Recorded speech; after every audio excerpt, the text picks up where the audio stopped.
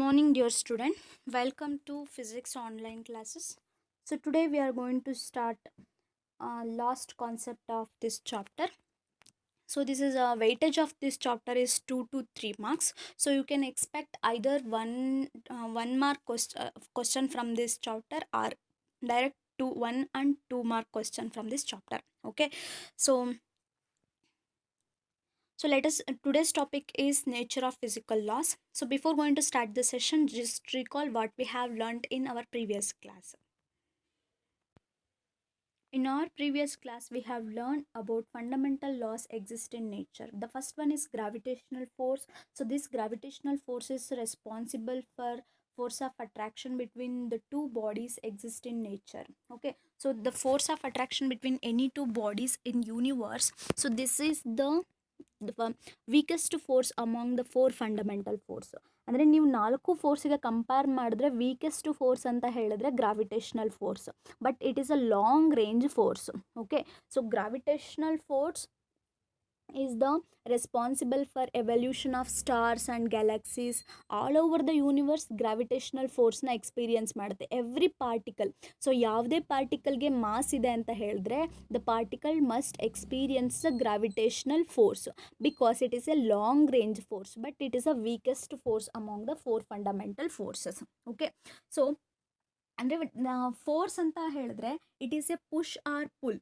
Okay, so if you just imagine, so force is nothing but it is a push or pull that can causes an object to change its velocity or shape. ಕರೆಕ್ಟಾ? So ಯಾವುದಾದ್ರೂ ಒಂದು ಆಬ್ಜೆಕ್ಟ್ನ push ಮಾಡಬೇಕಂದ್ರೆ you need force, and ಯಾವುದಾದ್ರೂ ಒಂದು ಆಬ್ಜೆಕ್ಟ್ನ carry ಮಾಡಬೇಕಂದ್ರೆ you need to apply the force. Okay, so there are many impact of forces are there. Okay, so in case of frictional force, in case of spring force, and while carrying some buoyancy ಅಂತ ಹೇಳ್ತೀವಿ. ಅಂದರೆ ಈಗ ಒಂದು ವಾಟರ್ನ ನೀವು fill ಮಾಡಿಬಿಟ್ಟು ಕಂಟೈನರ್ಗೆ ಒಂದು ಬಾಲ್ನ place ಮಾಡಿ, so ಅಲ್ಲಿ ಒಂದು ಫೋರ್ಸ್ ಕ್ರಿಯೇಟ್ ಆಗುತ್ತೆ. So while in case of balloon air fill ಮಾಡಿರುತ್ತೆ, ಅಲ್ಲಿ ಪ್ರೆಷರ್ ಇರುತ್ತೆ, that is atmospheric pressure. So certain force ಕೂಡ ಅಲ್ಲಿ ಆ್ಯಕ್ಟ್ ಆಗುತ್ತೆ. So there are many of force. So these spring force and frictional force, and while carrying something we need to apply the force. Okay, so impact of force, so these are all derived from the fundamental forces. Okay, so you have to remember one thing. So these in case of fundamental force, there are two long range force. The first gravitational and electromagnetic force, and short range anta helidre strong nuclear and weak nuclear. These are the short range force. Okay,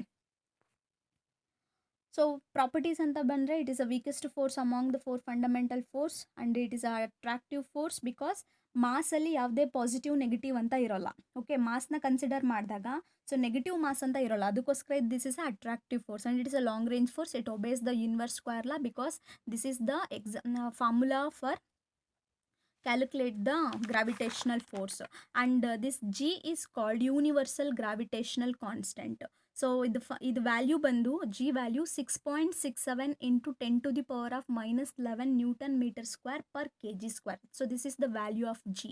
okay, so ಈ G ವ್ಯಾಲ್ಯೂನ ನಿಮಗೆ gravitation ಅಂತ ಒಂದು chapter ಇದೆ, ಹೇಗೆ find out ಮಾಡಿದ್ದು, ಯಾರು find out ಮಾಡಿದ್ದು ಅದೆಲ್ಲ ಅಲ್ಲಿ ಬರುತ್ತೆ. Okay, so this obeys inverse square law because ಡಿನಾಮಿನೇಟ್ರಲ್ಲಿ it inversely depend on distance between the two bodies. ನಾವು ಕನ್ಸಿಡರ್ ಮಾಡಿರುವಂಥ ಟೂ ಆಬ್ಜೆಕ್ಟ್ಸ್ ಮಧ್ಯೆ, so if you consider any objects ಇವೆಲ್ಲ, so this is a body of mass m1 and this is the body of mass m2. So the distance between these two body is r. So if you find the force of attraction, this is the formula to calculate the force of attraction between these two bodies. Okay na? So next one is electromagnetic force. It is a force of attraction or repulsion ide. See nodi, so there is a small consequence between the gravitational force and electromagnetic force. What is that consequence is, so instead of two bodies, here we consider two charges. So charges anta bandaga there may be chance of positive charge and negative charge. Correcta? So that's why, so electromagnetic force is an attractive force as well as a repulsive force. If you take like charges, you will experience the repulsive force. If you take unlike charges, so it experiences the attractive forces. Okay, so electromagnetic force basically it is a force of attraction or repulsion between any two charged particles, and it is also obey the inverse square law. So it is this force is calculated by using Coulomb's law. So the Coulomb's law is F proportional to Q1 Q2 divided by R square. ಪ್ರಪೋರ್ಷನಾಲಿಟಿನ remove ಮಾಡಿದ್ರೆ K is a constant ಅಂತ ಹೇಳ್ತೀವಿ. So the value of K ನಿಮಗೆ second P U ಸಿನಲ್ಲಿ ಬರುತ್ತೆ ಇದು. Wait I will write here. Okay, K is equal to 1/4 epsilon naught ಅಂತ ಹೇಳ್ತೀವಿ. ಎಪ್ಸಲೋನ್ ನಾಟ್ ಅಂತ ಹೇಳಿದ್ರೆ ಪರ್ಮಿಟಿವಿಟಿ ಆಫ್ ಫ್ರೀ ಸ್ಪೇಸ್ ಅಂತ ಬರುತ್ತೆ. Okay, so you have to remember. So ಇದು ನಿಮಗೆ ಡೀಟೇಲ್ ಆಗಿ ನೆಕ್ಸ್ಟ್ ಚಾಪ್ಟರ್ಸಲ್ಲಿ ಬರುತ್ತೆ. Okay, so property of electromagnetic force means it is a both attractive and repulsive force. Okay, and it obeys inverse square law and it is stronger than gravitational force. How many times? It is 10 to the power of 36 times stronger than gravitational force. And next one is nuclear force. Nuclear force is it is a responsibility. ಅಂದರೆ ಒಂದು atom stabilise ಆಗಿರ್ಬೇಕಂದ್ರೆ the strong nuclear force is responsible. Okay, so it is center core of the atom. It is the force of attraction which binds the proton and neutron together inside the nucleus. ಅಂದರೆ ಒಂದು atom ಇದೆ, so ಆಟಮಲ್ಲಿ proton ಮತ್ತು neutron present ಇದೆ ಅಂದರೆ ಅವೆರಡೂ bind ಮಾಡುವಂಥ ಒಂದು ಫೋರ್ಸಿಗೆ ನಾವು ಸ್ಟ್ರಾಂಗ್ ನ್ಯೂಕ್ಲಿಯರ್ ಫೋರ್ಸ್ ಅಂತ ಹೇಳ್ತೀವಿ. The strong nuclear force binds the proton and neutron together inside the nucleus. Okay, so it is a short range force. So because ಇದು ಲಾಂಗ್ ರೇಂಜ್ ಆಗಿ ಆ್ಯಕ್ಟ್ ಮಾಡಲ್ಲ. So among the four fundamental force, this one is the strongest force, okay, that exists in nature. It is an attractive nature and short range. Okay, so short range because 10 to 15 micron ಅಷ್ಟೇ ಇರೋದು. ಆ ರೇಂಜಲ್ಲಿ ಮಾತ್ರ act ಆಗುತ್ತೆ. ಅಂದರೆ 10 to the power of minus 15 meter. Okay, this is the radius of the radius. And it is a short range force. You have to remember this one. It do not obey the inverse square law. Strongest force among the four fundamental force. So because it is a 10 to the power of 38 times stronger than gravitational force. And the next one is weak nuclear force. Weak nuclear force is a force of between the elementary particles. ಅಂದರೆ beta decay nuclear reaction ಅಂತ ಹೇಳ್ತೀವಿ. So this is the nuclear reaction. So beta decay nuclear reaction ಆಗಬೇಕಾದ್ರೆ some elementary ಪಾರ್ಟಿಕಲ್ನ ಏನು ಮಾಡುತ್ತೆ, release ಮಾಡುತ್ತೆ. ಆ elementary ಪಾರ್ಟಿಕಲ್ನ ನಾವು ವೀಕ್ ಪಾರ್ಟಿಕಲ್ ಅಂತ ಹೇಳ್ತೀವಿ. The force associated with these type of elementary particle is called weak nuclear force. Okay, so a weak lepton is an example for weak particle. Okay, so lepton, anti lepton, so ಈ ಥರ ಎಲ್ಲ ಬರುತ್ತೆ. ಅದನ್ನು ನಾವು weak particle ಅಂತ ಹೇಳ್ತೀವಿ. ಅದ್ರ ಜೊತೆ ಅಸೋಸಿಯೇಟ್ ಆಗಿರೋ ಫೋರ್ಸ್ನ ವೀಕ್ ನ್ಯೂಕ್ಲಿಯರ್ ಫೋರ್ಸ್ ಅಂತ ಹೇಳ್ತೀವಿ. ಈ ವೀಕ್ ನ್ಯೂಕ್ಲಿಯರ್ ಫೋರ್ಸು ಗ್ರಾವಿಟೇಷನಲ್ ಫೋರ್ಸ್ಗಿಂತ ಜಾಸ್ತಿ ಇರುತ್ತೆ. But compare to electromagnetic force and strong nuclear force it is a weaker force. Okay, so property ಅಂತ ಹೇಳಿದ್ರೆ ದಿಸ್ ಇಸ್ ಅ ಸ್ಟ್ರಾಂಗ್ ಅಂದರೆ this force is stronger than gravitational force and weaker then strong nuclear and electromagnetic force. Short range force, this is also short range force. Okay, so ಇಲ್ಲಿ ನಾವು ಒಂದು ಟೇಬಲ್ನ consider ಮಾಡಿದ್ದೀವಿ. So gravitation ಇಂದ strong nuclear ಕಡೆ ಹೋಗ್ತಾ ಹೋಗ್ತಾ ಏನಾಗುತ್ತೆ, ಸೊ ಸ್ಟ್ರಾಂಗ್ ಆಗ್ತಾ ಆಗುತ್ತೆ. Comparatively this is a weakest force and all object experience the gravitational force. Okay, and beta decay ನಲ್ಲಿ ಅಂದರೆ ರಿಲೀಸ್ ಆಗುವಂಥ ಪಾರ್ಟಿಕಲ್ ಮಾತ್ರ ವೀಕ್ ನ್ಯೂಕ್ಲಿಯರ್ ಫೋರ್ಸ್ನ ಎಕ್ಸ್ಪೀರಿಯನ್ಸ್ ಮಾಡುತ್ತೆ. Charged particle experience the electromagnetic force and quark experience the strong nuclear force. Quark ಅಂತ ಹೇಳಿದ್ರೆ ಗ್ವಾನ್ ಅಂತಲೂ ಹೇಳ್ತೀವಿ. ಓಕೆ, ಸೊ ಇಲ್ಲಿ ಲಾಂಗ್ ರೇಂಜ್ ಫೋರ್ಸ್ ಅಂತ ಹೇಳಿದ್ರೆ gravitational force and electromagnetic force. Short range force ಅಂತ ಹೇಳಿದ್ರೆ weak nuclear and strong nuclear force. So today we will start with nature of physical laws. Okay, so in physics various physical phenomena are explained using certain laws. For example, ಈಗ ನಾವು last gravitational ಫೋರ್ಸಲ್ಲೇ ಓದಿದ್ವಿ ಅಲ್ಲ. So ಹೇಗೆ ಒಂದು object ಮತ್ತು another object, if two objects are having mass, how they are related, how the force of attraction is related ಅಂತ that is given by the gravitational universal law of gravitation. Okay, ಅಲ್ಲೂ ಒಂದು law ಬಂತು. ಅದೇ ಥರ if two force of attraction or repulsion between the charged particle, how they are related, that is given by Coulomb's law. ಅದೇ ಥರ light bend ಆಗ್ತಿದೆ, that is given by law of refraction or law and also law of reflection, Snell's law ಅಂತ ಹೇಳ್ತೀವಿ. Again the planet ಹೇಗೆ revolve ಆಗುತ್ತೆ, ಸೊ ಯಾವ ಥರ ಶೇಪ್ ಇರುತ್ತೆ, ಆರ್ಬಿಟ್ ಶೇಪ್ ಇರುತ್ತೆ, ಹೇಗೆ ಟೈಮ್ ಪಿಕಪ್ ಮಾಡುತ್ತೆ, so that is all given by Kepler's law. Okay, so that this is how the physics ಅಂದರೆ ಫಿಸಿಕ್ಸಲ್ಲಿ ವೇರಿಯಸ್ ಫೆನಾಮಿನಾನ ಎಕ್ಸ್ಪ್ಲೈನ್ ಮಾಡೋಕ್ಕೆ ನಂಬರ್ ಆಫ್ ಲಾಸ್ ಇರುತ್ತೆ. Okay, one important fact to be noted is that some physical quantities remains constant. ಈ ಥರ physical ಫೆನಾಮಿನಾಸ್ ಆಗಬೇಕಾದ್ರೆ ಕೆಲವೊಂದು physical quantities constant ಆಗೇ ಇರುತ್ತೆ, ಚೇಂಜ್ ಆಗೋದಿಲ್ಲ. ಆ ಥರ ಕ್ವಾಂಟಿಟೀಸ್ನ ನಾವು ಕನ್ಸರ್ವ್ಡ್ ಕ್ವಾಂಟಿಟೀಸ್ ಅಂತ ಹೇಳ್ತೀವಿ. Okay, so what you meant by conserved quantities? Conserved quantities are the physical quantity which do not change in the process ಆಗಬೇಕಾದ್ರೆ ಅವು ಚೇಂಜ್ ಆಗೋದಿಲ್ಲ, ಹಾಗೇ ಇರ್ತವೆ. ಓಕೆ, ಆ ಥರ ಕ್ವಾಂಟಿಟೀಸ್ನ ನಾವು ಕನ್ಸರ್ವ್ಡ್ ಕ್ವಾಂಟಿಟೀಸ್ ಅಂತ ಹೇಳ್ತೇವೆ. Okay, so let us understand what you meant by conservation of loss. So the property of the physical quantity to remain constant over the time under certain conditions. So ಕೆಲವೊಂದು ಕಂಡೀಷನ್ಸಲ್ಲಿ ಕೆಲವೊಂದು physical quantities ಹಾಗೇ ಇರ್ತವೆ, change ಆಗೋದಿಲ್ಲ. ಆ ಥರ physical ಕ್ವಾಂಟಿಟೀಸ್ನ involve ಆಗಿರುವಂಥ ಲಾಸ್ನ ನಾವು conservation of loss ಅಂತ ಹೇಳ್ತೇವೆ. ಓಕೆ, ಸೊ ಎಕ್ಸಾಂಪಲ್ಸ್ ಬಂದು ಎನರ್ಜಿ. ಓಕೆ, ಅದೇ ಥರ electrical charge, momentum. So these are the example for conserved quantities. So some important conservation of laws anta helidre, law of conservation of energy, law of conservation of electrical charge and law of conservation of momentum. So momentum, this is a new word to you. So momentum is nothing but, so momentum anta helidre navalli mass into velocity ಅಂತ consider ಮಾಡ್ತೀವಿ. Product of mass and velocity is called momentum. So ಮೊಮೆಂಟಮ್ನ 2 part ಆಗಿ divide ಮಾಡ್ತೀವಿ, linear momentum and angular momentum. Linear momentum ಅಂದರೆ the particle is moving in one dimension. So straight line motion ಇದೆ ಅಂದರೆ ಅಲ್ಲಿ ನಾವು ಲೀನಿಯರ್ ಮೊಮೆಂಟಮ್ನ ಯೂಸ್ ಮಾಡ್ತೀವಿ. So particle is moving in circular path ಅಂತ ಹೇಳಿದ್ರೆ ಅಲ್ಲಿ ನಾವು ಆಂಗ್ಯುಲರ್ ಮೊಮೆಂಟಮ್ ಅಂತ ಯೂಸ್ ಮಾಡ್ತೀವಿ. Okay, so let us understand one by one. So law of conservation of energy. Okay, so the law state that energy neither ಅಂದರೆ law of conservation of energy state that the energy neither be created and nor be destroyed but it can transfer from one form to another form. ಅಂದರೆ ಎನರ್ಜಿನ ಯಾರು create ಮಾಡೋಕ್ಕಾಗಲ್ಲ, destroy ಕೂಡ ಮಾಡೋಕ್ಕಾಗಲ್ಲ, but only thing is we can transfer from one form to another form. ಕರೆಕ್ಟಾ? So ಇಲ್ಲಿ the meaning of conservation ಅಂದರೆ no change. It remains constant everywhere, any situation. So how is this possible with energy, linear momentum and angular momentum? So here what we have going to discuss. Okay, ಅಂದರೆ conservation ಅಂತ ಹೇಳಿದ್ರೆ so constant ಆಗಿರುತ್ತೆ.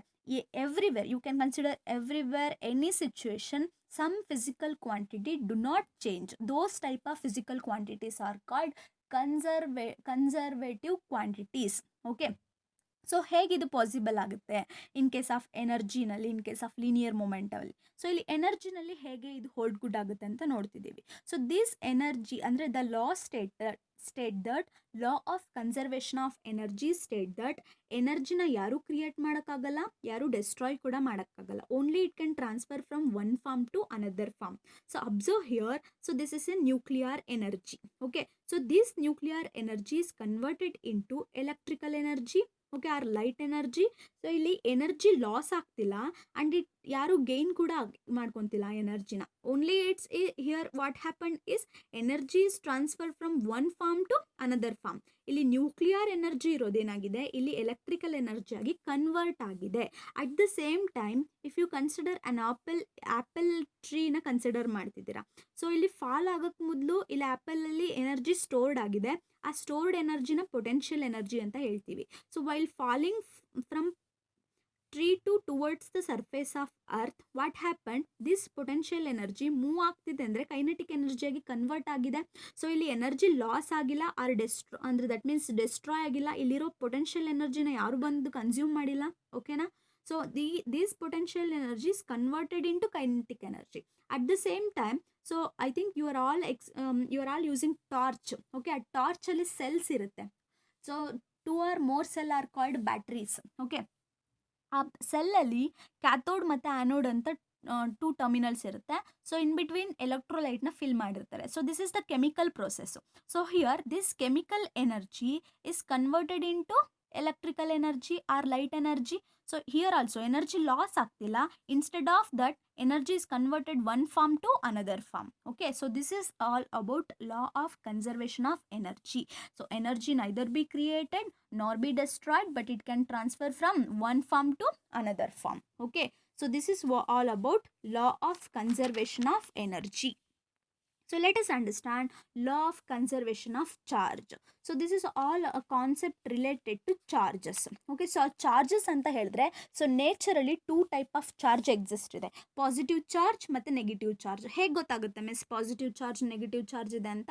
So just take ಒಂದು ಕೂಮ್. So ಕೂಮ್ ತಗೊಳ್ಳಿ. So ನಿಮ್ಮ hair dry ಇರಬೇಕು, ಹೇರ್ನ ಚೆನ್ನಾಗಿ ಕೂಮ್ ಮಾಡಿ. ಸೊ ಕೂಮ್ ಮಾಡಿಬಿಟ್ಟು ಅದಕ್ಕೆ ಮೊದಲು ಒಂದು ಶೀಟ್ ಪೇಪರ್ನ ತಗೊಳ್ಳಿ. ಸೊ ಆ ಪೇಪರ್ನ small as possible as small pieces ಆಗಿ ಕಟ್ ಮಾಡಿ. Okay, so just take the ಕೂಮ್ and ಕೂಮ್ your hair and bring the combed hair comb towards the small pieces of paper. What happened? The small pieces of paper attracted towards the comb. Okay, ಏನು ಯಾಕಾಗುತ್ತೆ ಅಂದರೆ, so ನೀವು tear ಮಾಡೋಕ್ಕೆ ಮೊದಲು ಪೇಪರಲ್ಲಿ positive and negative charge ಈ ಥರ align ಆಗಿರುತ್ತೆ. So ನೀವು ಪೀಸ್ ಮಾಡಿದ್ಮೇಲೆ positive and negative charges distribute ಆಗುತ್ತೆ. ಓಕೆ, ಸೊ ನೀವು ಕೂಮ್ ಕನ್ಸಿಡರ್ ಮಾಡ್ತೀರಾ. ಸೊ ಕೂಮ್ನ ನಿಮ್ಮ ಹೇರಲ್ಲಿ ರಬ್ ಮಾಡಿದಾಗ ಕೂಮಲ್ಲಿರುವಂಥ ಎಲೆಕ್ಟ್ರಾನ್ ಲಾಸ್ ಆಗಿ ಕೂಮ್ ಏನಾಗುತ್ತೆ, ಪಾಸಿಟಿವ್ಲಿ ಚಾರ್ಜ್ಡ್ ಪಾರ್ಟಿಕಲ್ ಆಗುತ್ತೆ. ಈ ಪಾಸಿಟಿವ್ಲಿ ಚಾರ್ಜ್ಡ್ ಕೂಮ್ ಇಲ್ಲಿರೋ ಅಂಥ ಅಂದರೆ ನೆಗೆಟಿವ್ ಆಗಿ ಅಂದರೆ ಲಾಸ್ ಆಗುತ್ತೆ. ಇಲ್ಲಿ ಎಲೆಕ್ಟ್ರಾನ್ ಲಾಸ್ ಆಗಿ it become positively charged. So ಇಲ್ಲಿ ಅಂದರೆ ಎಲೆಕ್ಟ್ರಾನ್ ಇಲ್ಲಿ ನೀವು ಕೂಮ್ನ ಹೇರಲ್ಲಿ ರಬ್ ಮಾಡಿದಾಗ ಎಲೆಕ್ಟ್ರಾನ್ ಲಾಸ್ ಆಗುತ್ತೆ and ಕೂಮ್ become positively charged. So ಇಲ್ಲಿರೋ ಅಂಥ ಪಾಸಿಟಿವ್ಲಿ ಚಾರ್ಜ್ಡ್ ಪಾರ್ಟಿಕಲ್ನ ಏನು ಮಾಡುತ್ತೆ, ಅಟ್ರಾಕ್ಟ್ ಮಾಡ್ಕೊಳ್ಳೋಕ್ಕೆ ಟ್ರೈ ಮಾಡುತ್ತೆ. ಸೊ ಪೇಪರಲ್ಲಿ ಏನಾಗಿದೆ ನೋಡಿ, ಓರಿಯೆಂಟೆಡ್ ಆಗಿದೆ. So because it become negatively charged. Because white ನೀವು ಕೂಮ್ ಮಾಡಿದಾಗ ಕೂಂಬಲ್ಲಿ ಏನಾಗುತ್ತೆ, ಎಲೆಕ್ಟ್ರಾನ್ ಲಾಸ್ ಆಗುತ್ತೆ. ಸೊ ಆ ಎಲೆಕ್ಟ್ರಾನ್ ಲಾಸ್ ಆಗಿ it become positively charged. So loss ಆಗಿರೋ ಎಲೆಕ್ಟ್ರಾನ್ನ ಮೇಕಪ್ ಮಾಡ್ಕೊಳ್ಬೇಕಲ್ವಾ. ಸೊ ಅದಕ್ಕೆ ಇಲ್ಲಿರೋಂಥ ಪೀಸಸ್ ಆಫ್ ಪೇಪರ್ನ ಅಟ್ರಾಕ್ಟ್ ಮಾಡುತ್ತೆ. ಸೊ ಕಂಪ್ಲೀಟ್ ನೀವು ಸಿಸ್ಟಮ್ನ ಕನ್ಸಿಡರ್ ಮಾಡಿದ್ರೆ ಸೊ ಚಾರ್ಜ್ ರಿಮೈನ್ಸ್ ಕಾನ್ಸ್ಟೆಂಟ್ ಇರುತ್ತೆ. ಓಕೆನಾ. So law of conservation of charge says that net charge of an isolated system will always remains constant. ಇಲ್ಲಿ ಲಾಸ್ ಆಗಿರೋದು ಇಲ್ಲಿ ಅಟ್ರಾಕ್ಟ್ ಆದಮೇಲೆ ಸೊ ಅದೇನಾಗುತ್ತೆ, ಸೊ ಕಂಪ್ಲೀಟ್ ಒಂದು ಐಸೋಲೇಟೆಡ್ ಸಿಸ್ಟಮ್ ಆಗುತ್ತೆ. So there is no loss in. So ನೀವು ಅದನ್ನು observe ಮಾಡಿದ್ರೆ so loss in positive charge is equal to gain in negative charge. So totally the net charge remains constant. Okay, so ಇದೇ ಥರ best example ಅಂದರೆ ಒಂದು glass ರಾಡ್ನ consider ಮಾಡಿಬಿಟ್ಟು glass ರಾಡ್ನ ಸಿಲ್ಕ್ ಕ್ಲಾತ್ಗೆ ಚೆನ್ನಾಗಿ ರಬ್ ಮಾಡ್ತೀರಾ ಅಂದ್ಕೊಳ್ಳಿ. ಗ್ಲಾಸ್ ರಾಡಲ್ಲಿ 10 ಎಲೆಕ್ಟ್ರಾನ್ಸ್ ಇರುತ್ತೆ. If you rub the glass rod to the surface of the silk cloth 5 electron loss ಆಗಿಬಿಡುತ್ತೆ. So this glass rod become positively charged. So positively charged ಅಂತ ಹೇಳಿದ್ರೆ ಲಾಸ್ ಆಫ್ ಎಲೆಕ್ಟ್ರಾನ್. ಸೊ ಅವಾಗ ಏನು ಮಾಡುತ್ತೆ, it attract the pieces of paper. So you have to remember one point, loss in positive charge is equal to gain in negative charge. So totally the net charge remains constant. Law of conservation of charge says that ಅಂದ್ರೆ net charge of isolated system will always remains constant ಇರುತ್ತೆ. Okay. After that, law of conservation of linear momentum.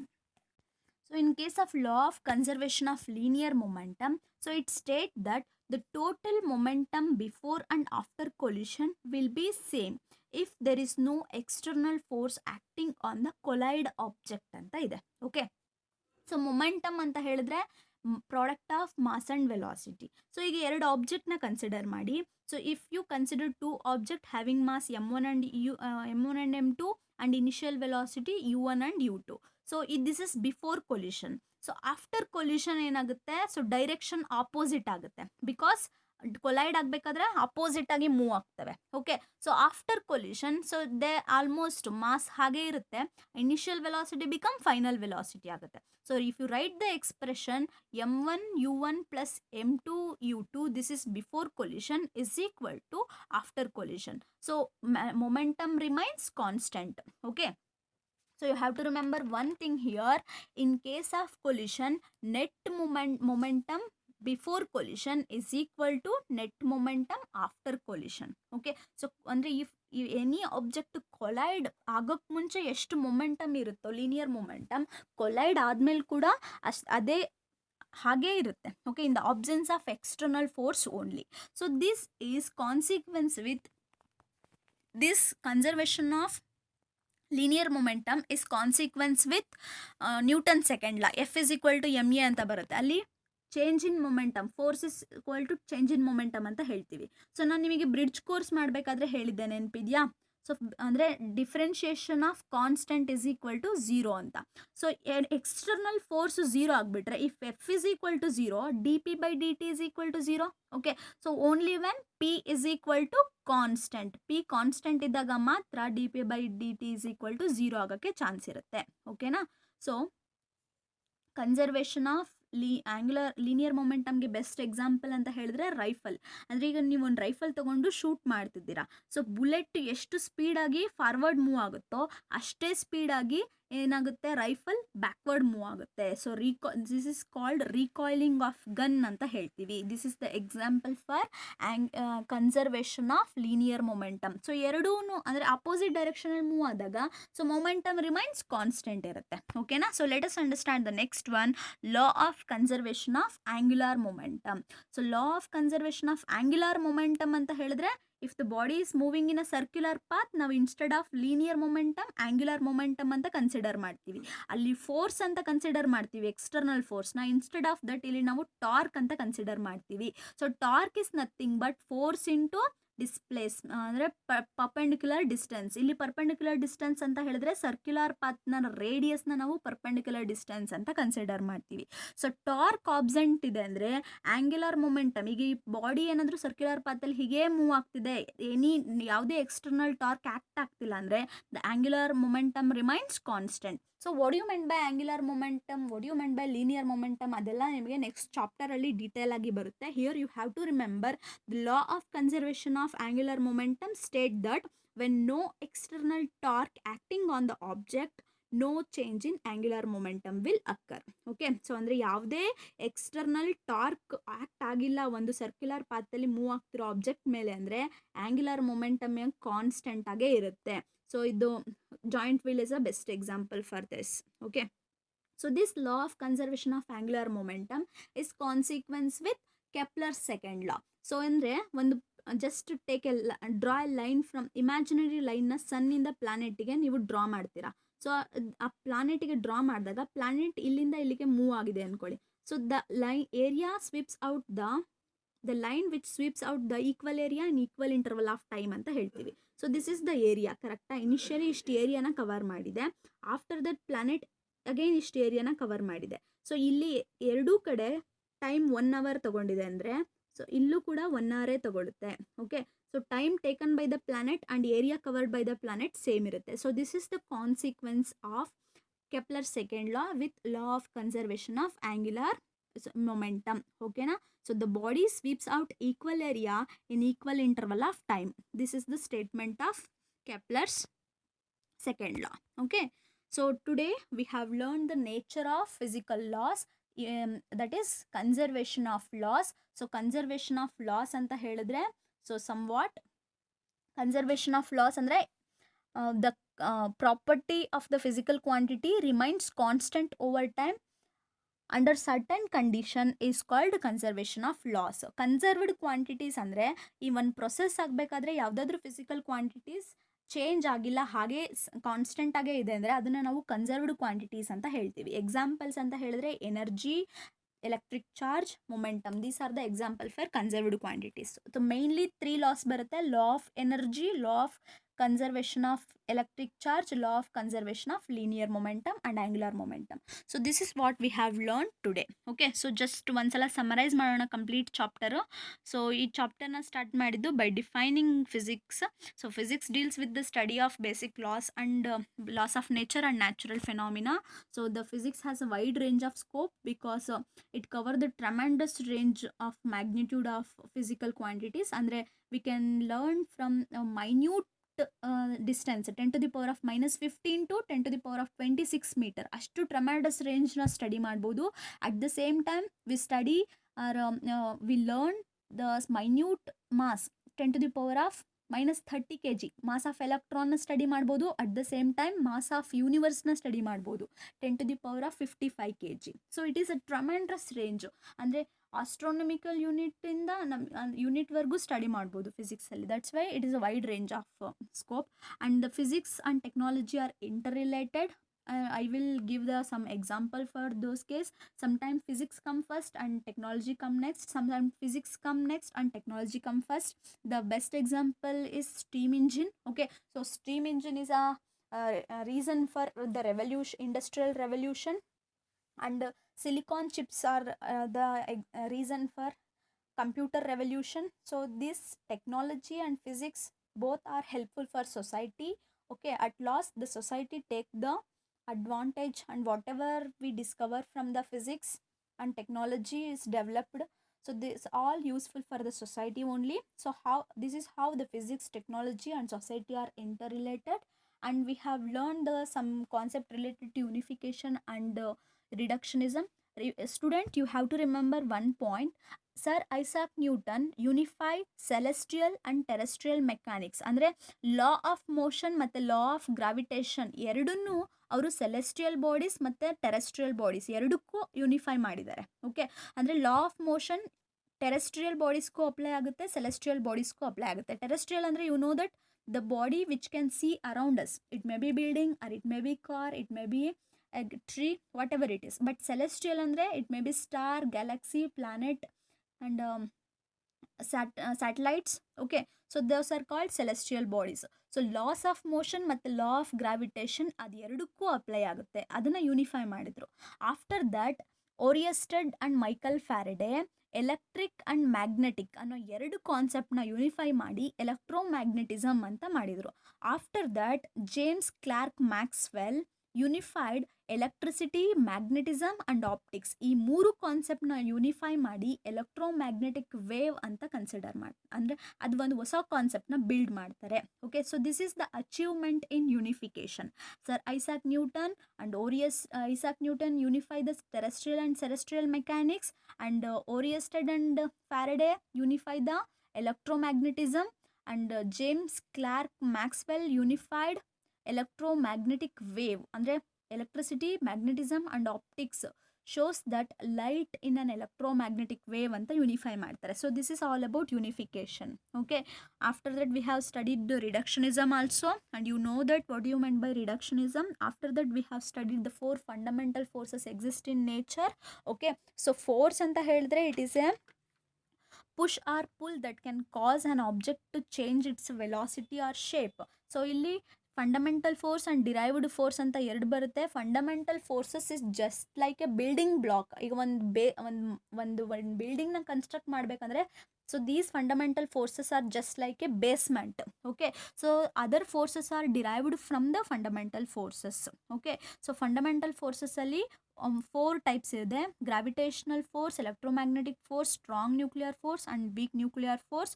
So ಇಲ್ಲಿ long range force ಅಂತ ಹೇಳಿದ್ರೆ ಎರಡು ಬರುತ್ತೆ: gravitational and electromagnetic force. Short range force ಅಂತ ಹೇಳಿದ್ರೆ strong nuclear force and weak nuclear force. Okay, so this is all about fundamental forces in nature governs the diversity of phenomena of macroscopic and microscopic world.